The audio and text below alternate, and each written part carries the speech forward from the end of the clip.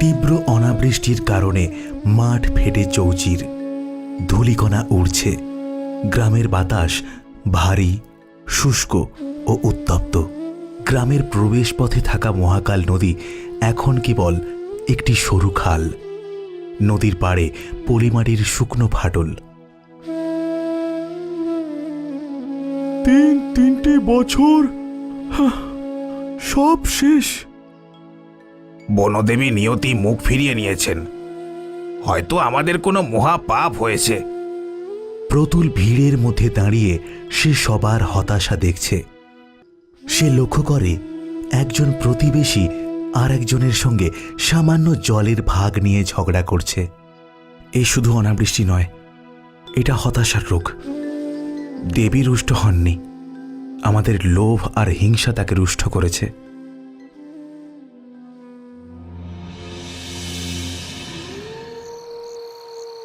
প্রতুল একা একা শিমুলতলার দিকে হেঁটে আসছে। শিমুল গাছটি বিশাল, এর কোটর গাঢ় অন্ধকারে ঢাকা। হঠাৎ গাছটির কোটরের দিক থেকে একটি স্নিগ্ধ রূপলি আলো বিকিরিত হতে দেখা গেল। প্রতুল গাছের কাছে এসে থমকে দাঁড়ায়। দেবী গাছের ডালে বসা, তিনি প্রতুলকে দেখছেন। জানি প্রতুল, তুমি কেন এসেছো। আমার কাছে অভিশাপের কারণ জানতে এসেছো। দেবী, আমি অভিশাপের কারণ জানতে আসিনি। আমি জানতে এসেছি কেন এই নিয়তির বন্ধন। গ্রামের মানুষের ভাগ্যে এত দুর্ভোগ কেন? এই দুর্ভোগের জন্য তোমরাই দায়ী প্রতুল। তোমাদের লোভ, হিংসা আর অবিশ্বাস। এই বেনি তোমাদেরই কর্মফল, যা আমি ধারণ করতে বাধ্য। আমি নিয়তি, আমি তোমাদের কর্মকে নিয়ন্ত্রণ করি না, কেবল তাকেই মূর্ত করি। কিন্তু দেবী, আমার মা বলেন নিয়তি কেবল একটি পথ, গন্তব্য নয়। আপনি কি সত্যি আমাদের ভালো মন্দকে নিয়ন্ত্রণ করতে চান, নাকি আপনি নিজেই কোনো এক অজানা বন্ধনে আবদ্ধ? এই কথায় দেবীর মুখে গভীর আঘাতের চিহ্ন। তিনি মাথা নিচু করে নীরব রইলেন। তার রূপালী বেনি রাতের অন্ধকারেও জ্বলজ্বল করছে।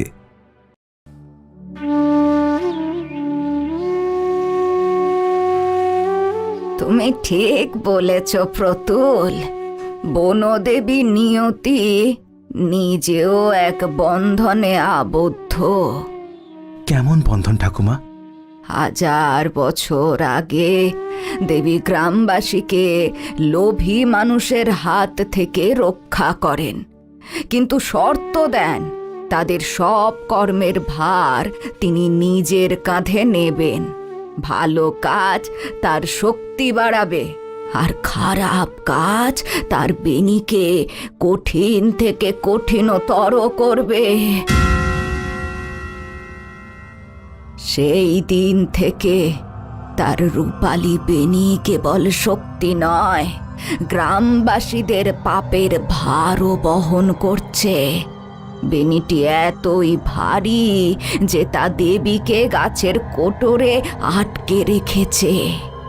এই বন্ধন থেকে দেবীর মুক্তির উপায় কি? যদি তিনি মুক্ত হন, তবে কি গ্রামের ভাগ্য ফিরবে? উপায় একটাই, সেই রূপালী বেনিটিকে হয় কেটে ফেলতে হবে, নয়তো তার নিজের ইচ্ছায় তা আলগা করতে হবে। কিন্তু বেনি এত শক্ত যে কোনো মানুষের অস্ত্র তা কাটতে পারবে না, আর দেবী তা স্বেচ্ছায় খুলবেন না। তার ভয়, বেনি খুললে মানুষ আরো খারাপ কাজ করে নিজেরাই নিজেদের ধ্বংস করে দেবে। দেবী গ্রামের প্রতি বিরক্ত নন, তিনি হতাশ। আমাকে এই ভয় দূর করতে হবে, প্রমাণ করতে হবে গ্রামে এখনো ভালোবাসা আর বিশ্বাস টিকে আছে।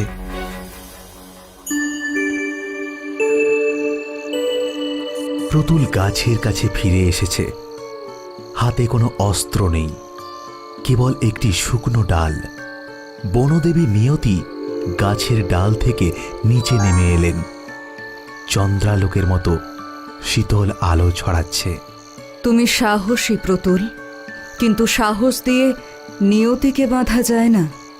যদি তুমি আমার বাঁধন খুলতে চাও, তবে তোমাকে জ্ঞানের জোরে 3টি প্রশ্নের উত্তর দিতে হবে। আমি প্রস্তুত দেবী।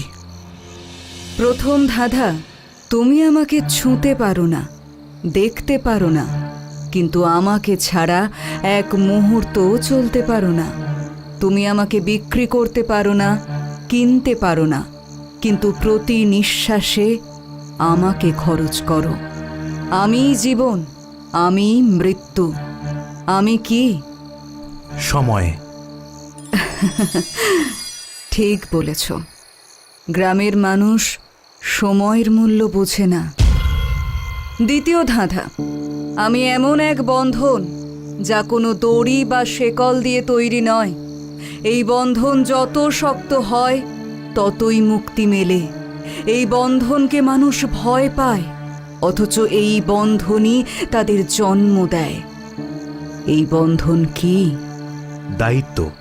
একজন মানুষ যত তার দায়িত্ব শক্ত করে কাঁধে তুলে নেয়, তত সে সংসারের বন্ধন থেকে মুক্ত হয়। দায়িত্ব, এই শব্দটি তো গ্রাম থেকে হারিয়ে গেছে। এবার শেষ প্রশ্ন প্রতুল, তৃতীয় ধাঁধা, আমার রং কালো, তবু আমি পৃথিবীর সমস্ত রঙকে ধারণ করি। আমি নীরব, তবু আমার গল্প কোটি কোটি বছর ধরে বলা হয়। আমি শূন্য, কিন্তু আমার বুকে ভরে আছে জীবন। আমি কি? মাটি বা ধরিত্রী? এইবার প্রতুলের উত্তর শুনে বনদেবী নিয়তির সমস্ত শরীর কেঁপে উঠল। তার চোখ দিয়ে আনন্দাশ্রু ঝরতে লাগল।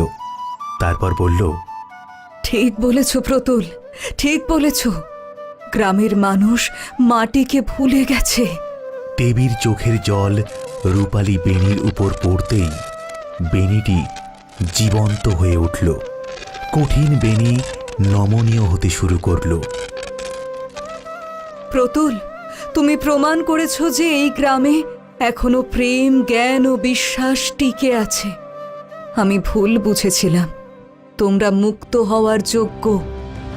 বনদেবী নিয়তি তার দীর্ঘ রূপালী বেণীটি নিজের হাতে তুলে নিলেন। তিনি ধীরে ধীরে বেণীটির বাঁধন খুলতে শুরু করলেন। বেণীর প্রতিটি ভাঁজ খোলার সাথে সাথে এক তীব্র আলোকরশ্মি শিমুল গাছ থেকে বেরিয়ে আকাশে মিশে গেল। প্রথম ভাঁজ, গ্রামের মানুষের মনের সব হিংসা, ঝগড়া ও অবিশ্বাস বাষ্প হয়ে উড়ে গেল। দ্বিতীয় ভাঁজ, দূর আকাশে মেঘ জমতে শুরু করল এবং নদীর বুকে জলস্রোত ফিরে আসার মৃদু আওয়াজ শোনা গেল। তৃতীয় ভাঁজ, দেবী সম্পূর্ণ মুক্ত হলেন। প্রতুল, আমি তোমার গ্রামে নিয়তির বন্ধন মুক্ত করে দিলাম। এখন তোমাদের ভাগ্য তোমাদের হাতে। তোমরা যেমন কর্ম করবে তেমনই ফল পাবে। এটাই প্রকৃত নিয়তি। দেবী মুহূর্তের মধ্যে এক স্নিগ্ধ সবুজ আলোর কুণ্ডলী হয়ে শিমুল গাছের মূলে মিশে গেলেন। তিনি আর গাছের কোটরে বন্দী নন। তিনি এখন সমস্ত বনের প্রকৃতিতে মিশে গেছেন। প্রতুল গ্রামে ফিরে আসার কিছুক্ষণ পরেই আকাশ কালো করে প্রচণ্ড বৃষ্টি নামল। বৃষ্টিতে কৃষকরা দল বেঁধে একসঙ্গে মাঠে নামল। প্রতিবেশী প্রতিবেশীর সঙ্গে হাসি মুখে কথা বলছে। পরের দিন শিমুলতলায় প্রতুল ও রুক্মিণী ঠাকুমা গ্রামবাসীদের সঙ্গে নিয়ে একটি নতুন বেদি তৈরি করছে। আমরা দেবীর কোনো মূর্তি স্থাপন করব না। আমরা এখানে জ্ঞানের 3টি প্রতীক রাখব। একটি আয়না, যা সময়ের গুরুত্ব বোঝাবে, একটি ভারী বই, যেটা দায়িত্বের প্রতীক, আর এক মুঠো মাটি, যেটা শিকড় ও কর্মের প্রতীক। বনদেবী নিয়তি আর কারো ভাগ্য নিয়ন্ত্রণ করেন না। তিনি এখন মুক্ত। তবে যখনই গ্রামের মানুষ ভুল পথে যায়, তখনই শিমুল গাছের পাতা থেকে ঝরে পড়ে এক টুকরো রূপালী রেখা, যা তাদের মনে করিয়ে দেয় নিয়তির রূপালী বেণী এখন আলগা। তাই তোমাদের ভাগ্য তোমাদেরই কর্মের ফল। মুক্ত ভাগ্য ভারী বেনির চেয়ে অনেক বেশি মূল্যবান, যদি তার দায়িত্ব আর জ্ঞান দিয়ে বহন করা যায়।